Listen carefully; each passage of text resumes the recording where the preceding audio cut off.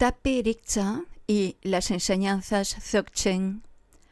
Tape Riksa es el maestro axial de la denominada tradición del linaje experiencial de Samsung, ya que su figura sintetiza todas las enseñanzas y maestros de este linaje.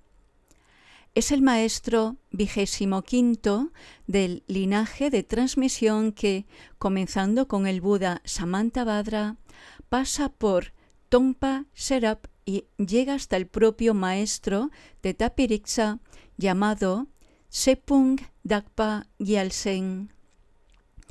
Todos esos maestros alcanzaron la realización del cuerpo de arco iris, que supone la disolución del cuerpo físico en el momento de la muerte. Dakpa Gyaltsen es el responsable de la estructuración de las enseñanzas del Samsung Nyengyut en los ciclos externo, interno, secreto y muy secreto. Se dice que, cuando Tape Riksa recibió estas enseñanzas, se retiró durante 9 años a una zona situada al este del monte Kailash, en una caverna cerca de Taruk, un gran lago salado, donde practicó hasta alcanzar la realización del cuerpo de luz de la gran transferencia, disolviendo su cuerpo físico en la vasta expansión del cielo sin dejar ningún resto tras de sí. Hasta la aparición de Tape Riksa, los preceptos del Dzogchen eran transmitidos oralmente a un solo discípulo en la forma de upadeshas o instrucciones secretas. Sin embargo, a partir de Gyerpungpa Nansher Lopo, una figura de indudable historicidad y coetánea de Padmasambhava y de otros importantes maestros indios y tibetanos, estas enseñanzas comenzaron a ser recogidas por escrito. Una medida ciertamente previsora, pues en los años siguientes las enseñanzas Bon serían objeto de implacables persecuciones. Posteriormente, en el siglo X, las enseñanzas fueron traducidas definitivamente al tibetano por el último maestro del linaje de la transmisión experiencial, nacido en Samsung y de nombre Ponchen Senpo. Pero, si bien Gyerpungpa Nansher Lopo, principal discípulo de Tape Riksa, era un adepto avezado en la práctica del Tantra y poseía numerosos poderes mágicos, no había alcanzado el Siddhi supremo de la iluminación. Entre los poderes mágicos de Gyerpungpa se cuenta la capacidad asociada a la deidad meditativa Meri, deidad tutelar de las enseñanzas del Samsung Nyengyut, de lanzar misiles mágicos. Además, Gyerpungpa no solo era un gran erudito y practicante, sino que también era el sacerdote personal del rey de Samsung. En esa época, en torno al siglo VII, el reino de Samsung estaba a punto de ser anexionado definitivamente al Tíbet bajo el gobierno del célebre rey budista Trisong Detsen.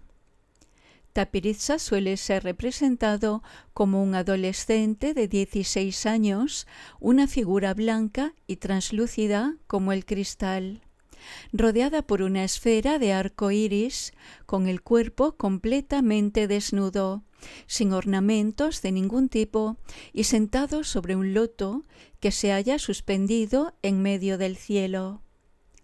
Esta es la forma en que, según la tradición, se manifestó a su discípulo Gyerpungpa. Al principio de cualquier práctica de Dzogchen, en la tradición Bon, siempre se lleva a cabo su invocación. Según recogen las antiguas crónicas, Gyerpungpa permanecía en retiro en una pequeña ermita, protegido por un rico nómada, llamado Mergyungpo Yundrung Gyaltsen. ese rico benefactor se encontró con un niño aparentemente perdido y vestido de manera andrajosa, quien, tras declarar que era huérfano, pidió trabajo, afirmando que era capaz de desempeñar cualquier tarea. El hombre acogió al niño y le encomendó la misión de cuidar el ganado. Cierto día en que el pequeño estaba buscando leña, el ganado se dispersó y, con la excusa de ir en su busca, arribó portando un gran hatillo de leña sobre su espalda a la entrada de la gruta donde se encontraba meditando Yerpumpa. Dejando caer su carga de golpe, el niño comenzó a proferir toda clase de alabanzas, pero también algunas palabras de crítica dirigidas al meditador, quien, tras la sorpresa inicial, dudó de la elocuencia y sinceridad de las palabras del pequeño. Entonces Yerpumpa se propuso examinar más detenidamente al extraño niño, efectuándole 5 preguntas cuyas respuestas contienen la esencia de la enseñanza Dzogchen. Las preguntas de Yerpumpa fueron las siguientes: ¿quién es tu maestro? ¿Cuál es tu práctica? ¿Cuál es tu meditación? ¿Cuál es tu carga? ¿Y por qué llevas a cabo esta actividad? Y estas fueron las respuestas que dio Tapiriksa. Mi maestro es la visión ordinaria. Si la visión ordinaria no fuera el maestro, entonces, ¿quién fue el maestro del primer Buda, Kuntusampo? Mi práctica consiste en permanecer libre de pensamientos discursivos, puesto que no podemos fijar ningún pensamiento en la base de todo. Las visiones conectadas con los pensamientos no constituyen la práctica real. Mi meditación abarca la totalidad de los fenómenos de los 3 reinos de la existencia, puesto que el auténtico significado de la verdad última trasciende cualquier tipo de parcialidad. Llevo sobre mí la carga de los pensamientos porque, una vez que los deseos han sido agotados, deja de haber pensamientos discursivos y se comprende que todo es una ilusión. Mi actividad es el trabajo al servicio de todos los seres. Dado que la felicidad y sufrimiento tienen un solo sabor, mi conducta es actuar con ecuanimidad hacia todos ellos. Estas respuestas no aplacaron el escepticismo de Yerpumpa, por lo que le propuso que al día siguiente ambos entablaran un debate en presencia del rey y de ese modo quien saliese derrotado se convertiría en discípulo del otro. Ante esta propuesta, el niño profirió 3 sonoras carcajadas y dijo: «Los debates son un juego de ciegos. Los tántricas solo crean ilusiones con la mente. Los eruditos solo emiten palabras vacías y carentes de sentido. No merece la pena perder el tiempo con todo eso». En ese momento, Yerpumpa reconoció que el niño debía de ser una emanación espiritual, un Mahasiddha.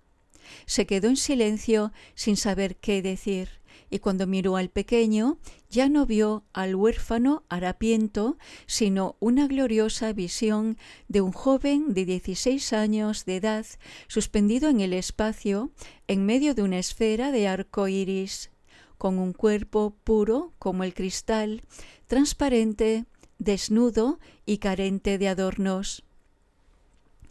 Cuando Yerpumpa ofreció al joven oro a cambio de sus enseñanzas, éste replicó: «Yo soy Tapiriksa. Si ofreces oro a los pájaros, ¿acaso lo aceptarán?».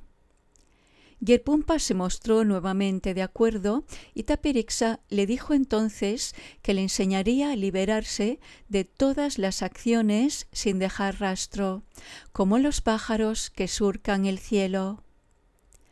Mientras tanto, el rico terrateniente, advirtiendo que el niño había desaparecido con el ganado, partió en su busca y llegó a la cueva donde pudo presenciar lo que estaba sucediendo. Entonces Gyerpumpa explicó a su benefactor que el pequeño huérfano era en realidad un gran ser espiritual. De ese modo, ambos hicieron ofrendas a Tapirixa y se postraron ante él. Entonces el joven, suspendido en el vacío, les transmitió una serie de enseñanzas esenciales subdivididas en las 4 cosas buenas, las 4 cosas aplicables a la mente, las 5 prácticas, los 4 adiestramientos relacionados con el estado natural y la triple confianza. Se considera tradicionalmente que cada sección de esta enseñanza responde sucesivamente a las preguntas iniciales formuladas por Gyerpumpa. ¿Quién es tu maestro? ¿Cuál es tu práctica? ¿Cuál es tu meditación? ¿Cuál es tu carga? ¿Cuál es tu trabajo? Las 4 cosas buenas. Cuando la mente no se apega a las apariencias externas e internas, éstas se liberan por sí mismas. De ese modo, debemos permitir que el reconocimiento intrínseco, que está más allá de toda parcialidad o prejuicio, libere todas las apariencias sin conceptualizarlas ni juzgarlas. Dejarlas estar de ese modo es la primera cosa buena. Cuando la meditación está libre de pensamientos, conceptos, la mente permanece en un estado de claridad espontánea que la mantiene a salvo de las experiencias descontroladas. Así pues, la segunda cosa buena es mantenerse al margen de las distracciones. En lo que a la conducta se refiere, ésta debe carecer de apegos y expectativas, permaneciendo alerta y relajada. En ese caso, debemos desconectar directamente todos los juicios y conceptos y todas las apariencias que puedan ocurrir, dejándolas tal cual son. De ese modo, la tercera cosa buena consiste en cortar de manera inmediata todos los apegos y conceptos que surgen. En lo que respecta al fruto o a la meta, ésta no ha de ser buscada ni sepultada bajo nuestras expectativas, sino que todo emerge espontáneamente tal como es.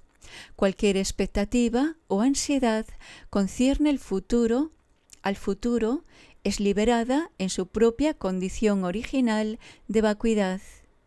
Este proceso de liberación natural es la cuarta cosa buena.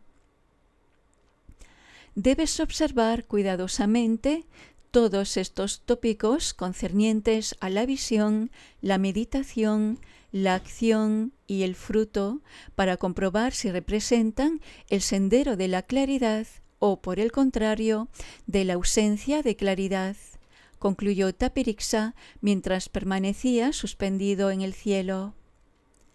Tanto Gyerpumpa como el benefactor permanecieron en silencio. Después de un rato, Tapirixa añadió: las 4 cosas aplicables a la mente. Ninguna actividad externa o interna puede mermar o agotar la realidad última, dharmata, porque ésta se halla más allá de la práctica. No existe nada material ni substancial en la realidad última que pueda ser objeto de disminución o incremento. Por tanto, en la práctica, la mente debe permanecer en la misma condición de no substancialidad, que es su naturaleza vacía. No se puede llegar a conocer el Dharmakaya con la conciencia convencional ni con las actividades mentales, puesto que está más allá de todas las causas primarias y secundarias, y eso también es aplicable a la mente. Por eso hay que practicar manteniendo la mente más allá de causas y condiciones. No se puede encontrar la mente cuando se la busca porque ésta carece de existencia inherente. Por consiguiente, hay que practicar sin perder de vista la ausencia de existencia inherente de la mente. No se puede cambiar el estado natural por ningún medio y por esa razón hay que practicar manteniendo la mente en dicha inmutabilidad. Debes examinar detenidamente estos tópicos para comprobar si se aplican o no a tu propia mente. Las 5 prácticas. Dado que no existe ninguna parcialidad o unilateralidad como la dualidad de yo y otro en el estado natural, ¿acaso todas las visiones no surgen igualmente sin parcialidad? Por tanto, hay que practicar sin parcialidad o unilateralidad con respecto a nada. Dado que no existe ningún aferramiento en el estado natural, ni aprehensión de objetos externos, ¿acaso estos no se liberan por sí mismos en la vacuidad? Por eso hay que practicar sin apegarse a las apariencias, emociones ni pensamientos y sin tratar de liberarlos, sino dejándolos tal cual son en sí mismos. Dado que el estado natural carece de nacimiento o muerte, no se sigue de ello que todas las visiones y apariencias que surgen en ese estado emergen y permanecen en esa misma naturaleza que no es producida por nada. Por eso hay que practicar sin tratar de incrementar ni mermar las apariencias. Dado que el estado natural es inexpresable e inaprensible mediante conceptos, ¿no sucede también que todas las apariencias emergen y permanecen en esa vasta expansión del espacio de una manera inefable? Por tanto, hay que practicar sin tratar de enfatizar ni de eliminar nada. Dado que las apariencias y las visiones nunca se separan del estado natural desde el mismo principio, no se sigue de ello que no hay necesidad alguna de unirlas a dicho estado. Por tanto, hay que practicar sin tratar de separar o de relacionar nada. Debes examinar cuidadosamente estas cuestiones para ver si las apariencias surgen de la mente o no.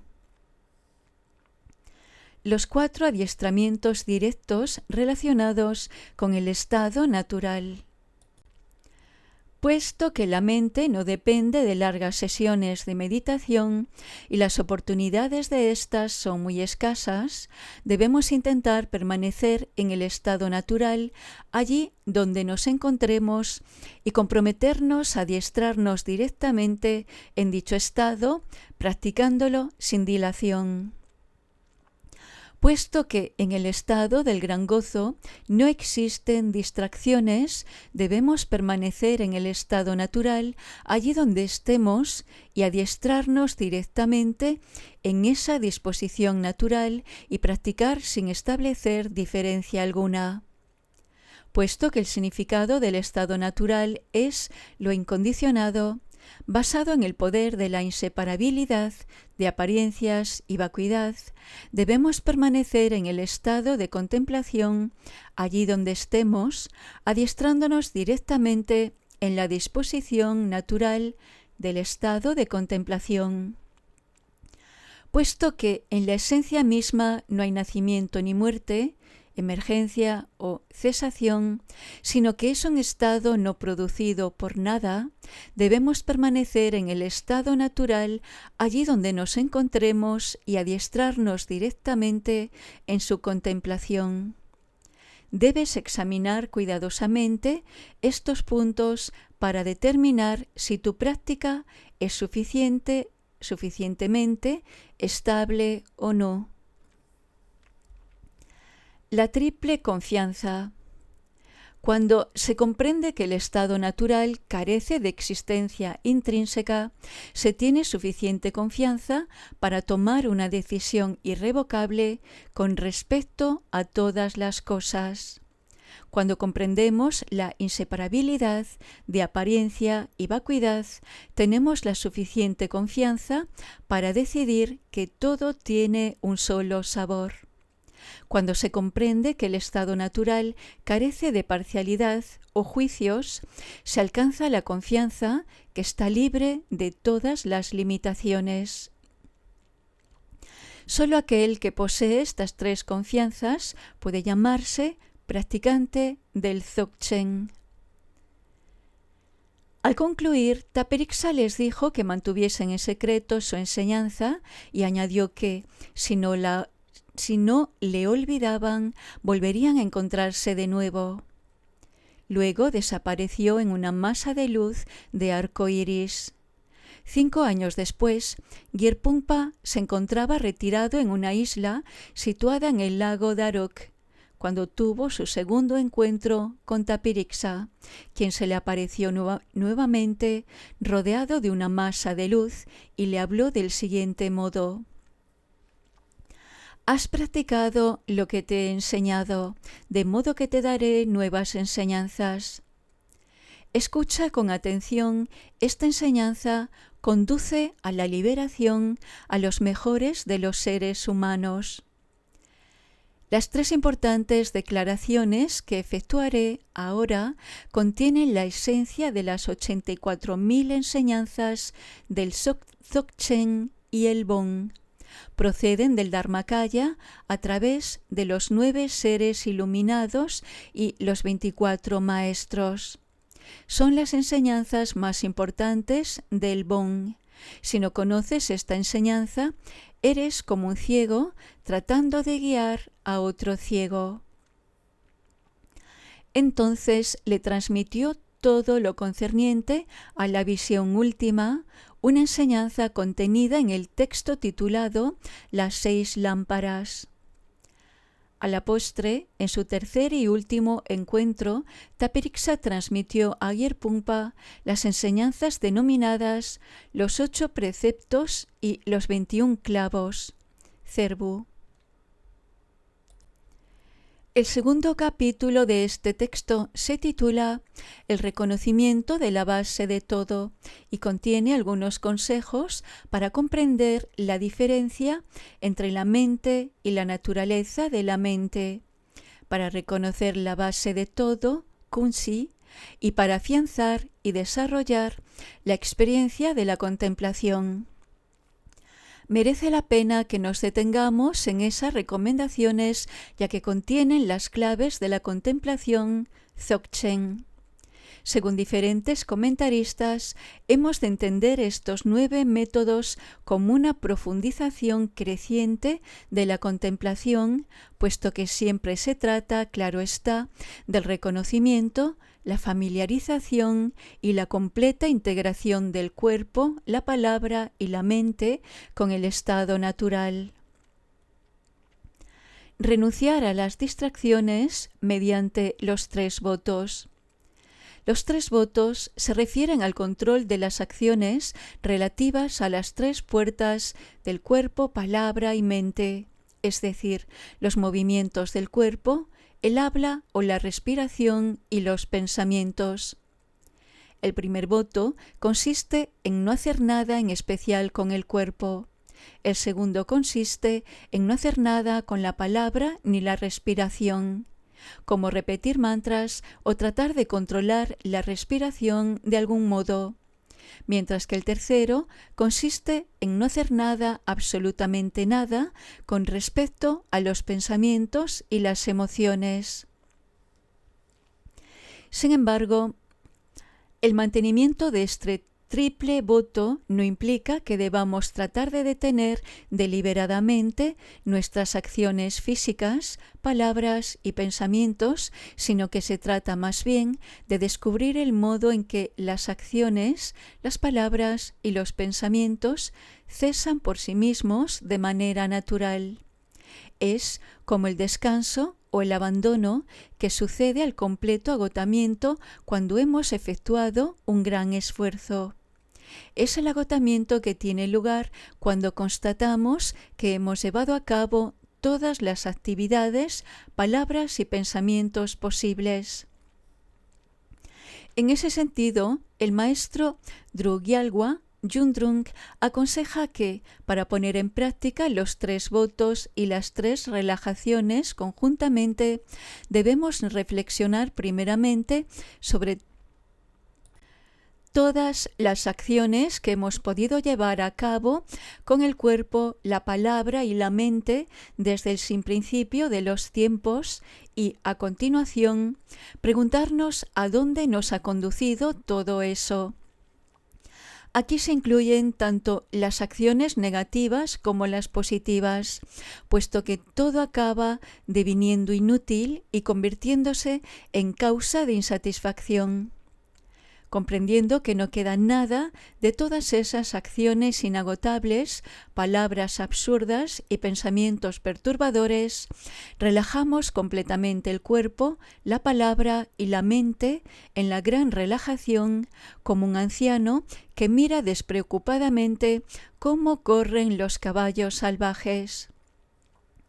Por esa razón, para acometer la contemplación del Dzogchen, al principio es necesario poner fin a todas las actividades del cuerpo, la palabra y la mente, negativas, positivas o neutrales, incluyendo plegarias, mantras, concentraciones y visualizaciones. Reposar la mente en la triple relajación. La liberación del cuerpo consiste en relajar todas las acciones del cuerpo en la no acción. La liberación de la palabra consiste en relajar completamente el habla en el silencio, mientras que la liberación de la mente consiste en relajar todos los pensamientos y actividades mentales en el estado de no pensamiento. Eso no significa, como decíamos en el apartado anterior, que debamos cortar deliberadamente nuestras acciones, palabras y pensamientos, sino más bien reconocer el estado de no acción dentro de la acción, reconocer el gran silencio en el seno del sonido y reconocer el no pensamiento en el mismo pensamiento. Afianzar el reconocimiento de la base, Rigpa, mediante los 3 modos de permanencia. Hay que dejar ser las cosas sin esfuerzo mental alguno. Hay que dejarlas ser tal como son en la gran naturaleza. Hay que dejarlas ser sin intentar ningún ajuste ni cambio. Dicho de otro modo, hay que permanecer en la mente tal cual es, sin cambiar el movimiento mental, permanecer en la esencia del estado natural y permanecer sin limitaciones en el estado natural. En suma, hay que dejarlo todo tal como es. Cortar las tendencias kármicas mediante los 3 no seguimientos. No hay que seguir las acciones del cuerpo, la palabra o la mente, ni las posibles visiones que surjan, sino permanecer plenamente en el estado natural. Sostener la continuidad y la familiaridad de Rigpa mediante las 3 cuerdas. Las 3 cuerdas o continuidades de la práctica se refieren al afianzamiento de la contemplación y la familiaridad con el estado natural. La primera cuerda consiste en no distraerse con los pensamientos ni las visiones, sino mantener la contemplación continuamente. La segunda es no tratar de cambiar el estado natural, mientras que la tercera consiste en mantener la frescura de la contemplación. Proteger la adulteración del significado mediante los 3 ocultamientos. Primeramente, es muy recomendable practicar en soledad, ocultando el propio cuerpo como un animal salvaje que ha sido herido y permaneciendo centrado en el estado natural hasta que éste ha sido estabilizado. En segundo lugar, es mejor mantenerse en silencio como una lámpara dentro de una hornacina que el viento no puede perturbar. En tercer lugar, hay que proteger la mente sin seguir los objetos de los 6 sentidos, permitiendo que la mente y los sentidos permanezcan en la base de todo, kunzi, ocultos como la tortuga que se sumerge en las profundidades del océano. Ejercitar la energía dinámica, Sel, de Rigpa mediante las 3 emergencias. Cuando la contemplación es suficientemente estable, debemos comenzar a integrar todas las acciones con el estado natural, ejecutando primeramente pequeñas acciones, en las que podemos ejercitarnos sin perder la presencia del estado natural, moviéndonos, recitando mantras u otras oraciones o generando distintos pensamientos, y constatando que el estado natural los abarca a todos. Las 3 emergencias se refieren más concretamente a la emergencia de las diferentes acciones del cuerpo en el estado carente de acción, a la emergencia de las diversas manifestaciones de la palabra en el estado de silencio y la emergencia de los diferentes movimientos de la mente en el estado carente de pensamiento. Relajarse en la no dualidad mediante las 3 liberaciones. Significa, básicamente, que, independientemente de lo que hagamos, permanecemos siempre en el estado natural. En el estadio no es posible establecer diferencia alguna entre la mente y la naturaleza de la mente, entre el pensamiento y el no pensamiento. De ese modo, todas las acciones del cuerpo se liberan o se disuelven en el estado sin acción del cuerpo. Todas las palabras se liberan en el silencio y todos los pensamientos se liberan en el estado más allá del pensamiento. Por medio de esta triple liberación podemos comprender la igualdad fundamental que subyace tanto a la mente como a la naturaleza de la mente. Mantener el resultado mediante los 3 no oscurecimientos. Una vez que se llega a ese nivel de integración, las acciones no oscurecen el estado sin acción del cuerpo, las palabras no oscurecen el silencio y los pensamientos no oscurecen el estado natural más allá del pensamiento.